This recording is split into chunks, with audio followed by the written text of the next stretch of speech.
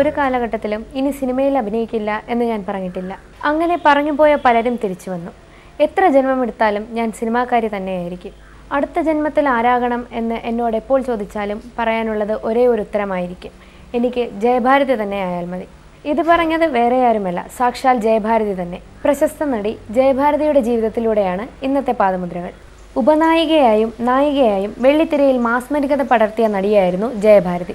മലയാള സിനിമയിൽ ഷീലയും ശാരദയും അംബികയും KR വിജയും ഒക്കെ തിളങ്ങി നിൽക്കുമ്പോഴായിരുന്നു ജയഭാരതിയുടെ രംഗപ്രവേശം.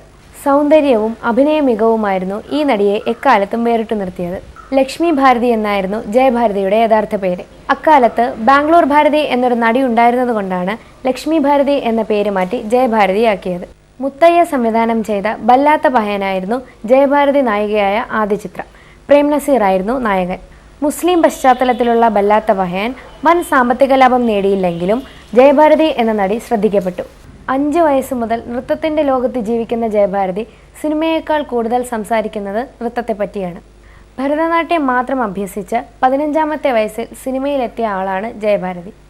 1966 ജയഭാരതി സിനിമാഭിനയം തുടങ്ങിയത്. അക്കാലത്ത് ചെറിയ ചെറിയ വേഷങ്ങളായിരുന്നു ജയഭാരതിക്ക് ലഭിച്ചിരുന്നത്.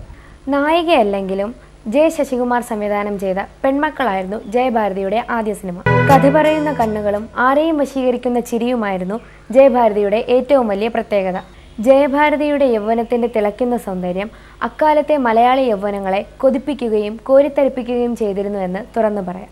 P. ഭാസ്കരൻ സംവിധാനം ചെയ്ത കാട്ടുകുരങ്ങ്, സത്യൻ നായകനായ മൂലധനം, കടൽപ്പാലം എന്നീ ചിത്രങ്ങളിൽ ഉപനായികയായി ജയഭാരതി ശ്രദ്ധിക്കപ്പെട്ടു.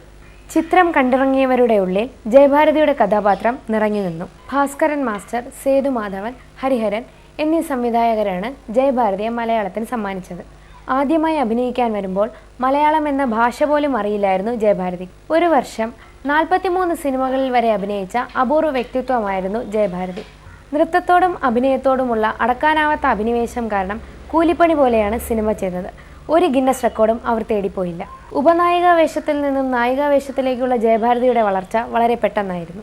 പ്രേം നസീർ, മധു, വിൻസൻ, സോമൻ, കമൽഹാസൻ, രജനീകാന്ത് തുടങ്ങി മഹാനടന്മാരുടെയൊക്കെ നായികയാവാനുള്ള ഭാഗ്യം ജയഭാരതിക്ക് ലഭിച്ചു. 1966 മുതൽ 2002 വരെ ഏതാണ്ട് 350ഓളം ചിത്രങ്ങളിൽ ജയഭാരതി അഭിനയിച്ചിട്ടുണ്ട്.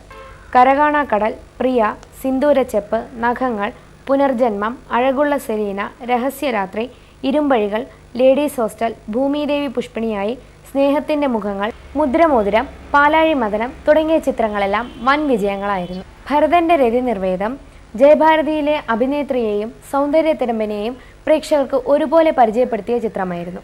കൗമാരക്കാരനായ പപ്പുവിൻ്റെ ഹൃദയം കവരുന്ന രതിച്ചേച്ചിയായി ജയഭാരതി പ്രേക്ഷകരുടെ കണ്ണും കരളും കവർന്നു. ശിവശങ്കരൻ നായരുടെയും ശാരദയുടെയും മകളായി തമിഴ്നാട്ടിലെ ഈറോഡിലാണ് ജയഭാരതി ജനിച്ചത്. ക്രിഷ് J. സത്താറാണ് മകൻ. കൈനിറയ ഓഫറുകളുമായി നിറഞ്ഞു നിൽക്കുന്ന സമയത്താണ് ജയഭാരതി സിനിമയിൽ നിന്നും വിട്ടുനിൽക്കുന്നത്. കുടുംബവും കുട്ടികളുമായി സാധാരണ ജീവിതം നയിക്കാനായിരുന്നു ആ ഇടവേള.